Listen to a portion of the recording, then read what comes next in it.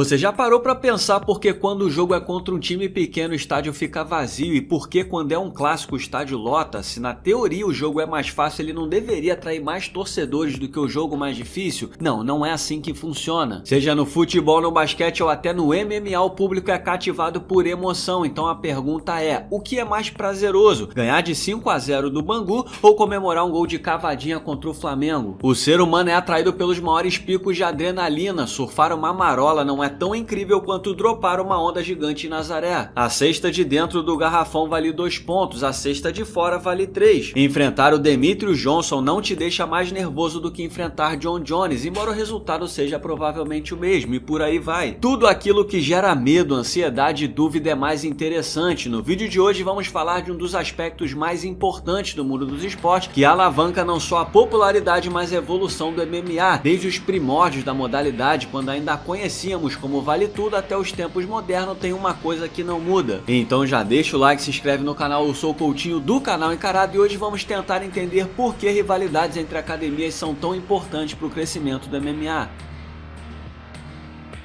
Para começar, é bom deixarmos claro o conceito de rivalidade. Uma rivalidade de verdade é gerada diante de dois iguais. Daniel Cormier uma vez disse que apesar de tudo o que aconteceu, ele não considerava o que tinha com Jones uma rivalidade, já que ele perdeu as duas lutas que fizeram. Mas Jones imediatamente lembrou o conceito correto. Independente do resultado final, a rivalidade existe quando duas grandezas colidem e geram a dúvida sobre quem vai vencer e como consequência isso torna os dois lados melhores. Se gera competitividade, é rivalidade. Jones versus Cormier, Poatan versus Adesanya, Spider versus Belfort, McGregor versus Dias, todos esses confrontos são exemplos de rivalidades que engrandeceram o MMA como um todo, atraindo as atenções do público em momentos que ficaram marcados para a história. Mas existe um outro tipo de rivalidade que é especial, a rivalidade entre academias. Se você conhece o mínimo da história do nosso esporte, você sabe que tudo começou há mais de 30 anos atrás, quando academias do Rio de Janeiro disputavam qual era a arte marcial mais eficiente, jiu-jitsu ou luta livre. Era quase uma disputa territorial naquele tempo. O grande desafio de 1991 foi até televisionado em horário nobre, tamanha a popularidade da rivalidade entre as artes marciais que plantou a semente do vale tudo. Foi desse acontecimento que surgiram nomes icônicos do jiu-jitsu como Fábio Gurgel, Walid Ismail e Murilo Bustamante,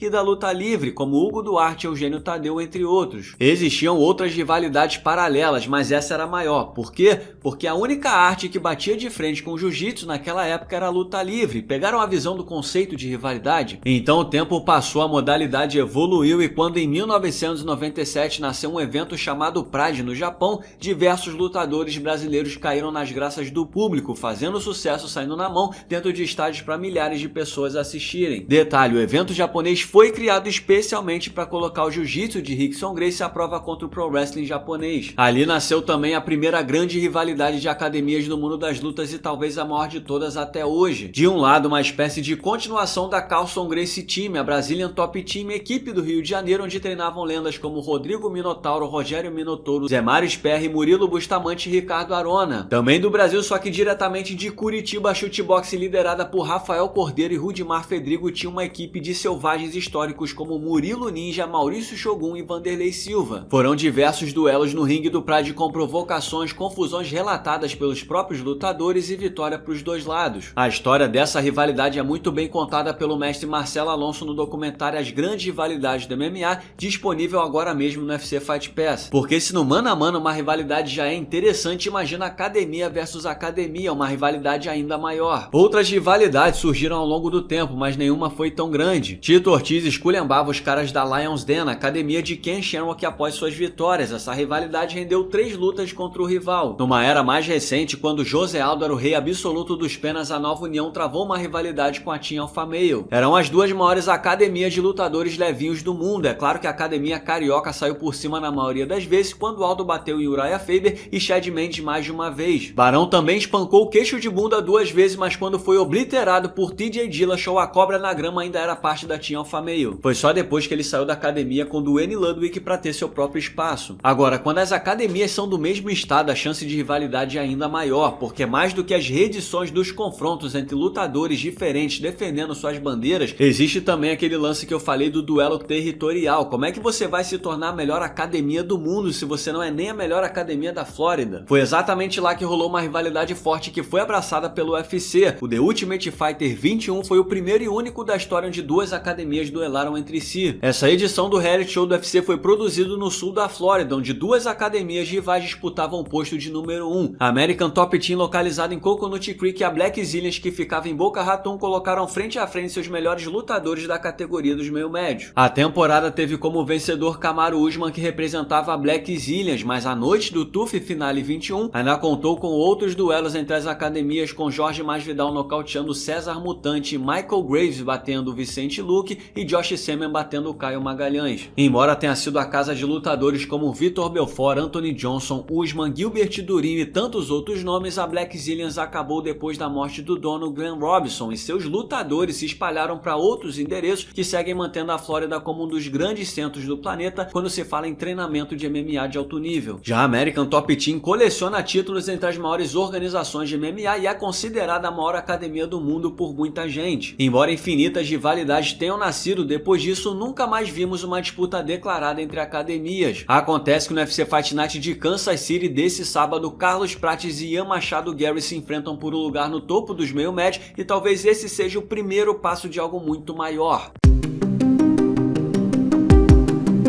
Ele bebe whisky do irlandês e eu como paçoquita, upé, açaí, bebe guaraná, mano. Calma mais brasileiro. O Ian Gary tem boca, tem que falar o que é mesmo. Tem que promover a luta, ele tá certo. Mas dia 26, tá ligado, né, irmão? Vai ser daquele pique. Na hora que eu começar a encher ele de soco, ele vai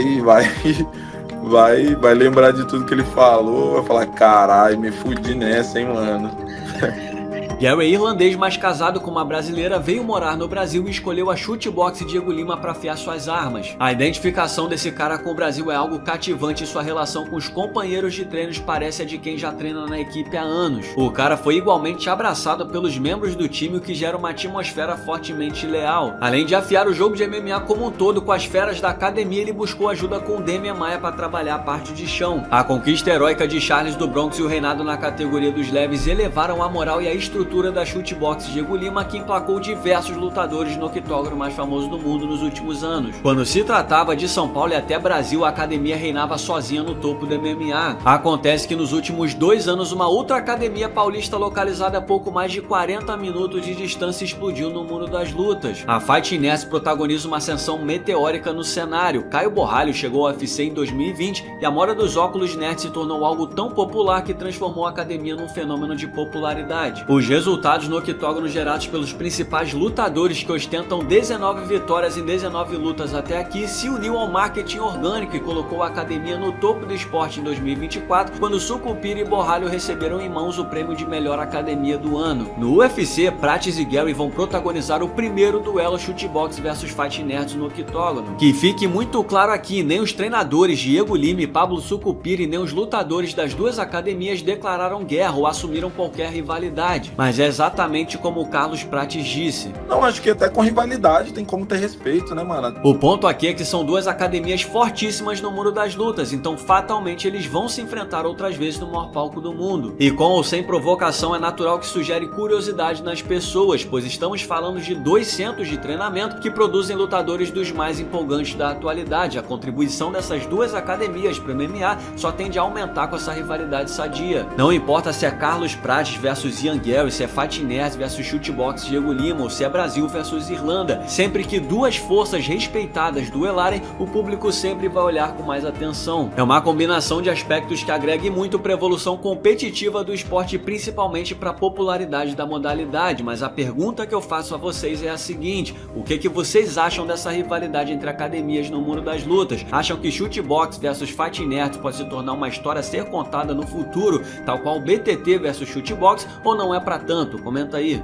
Não se esqueça de deixar o like e se inscrever no canal para ajudar o nosso conteúdo a chegar a mais pessoas, e até o próximo vídeo.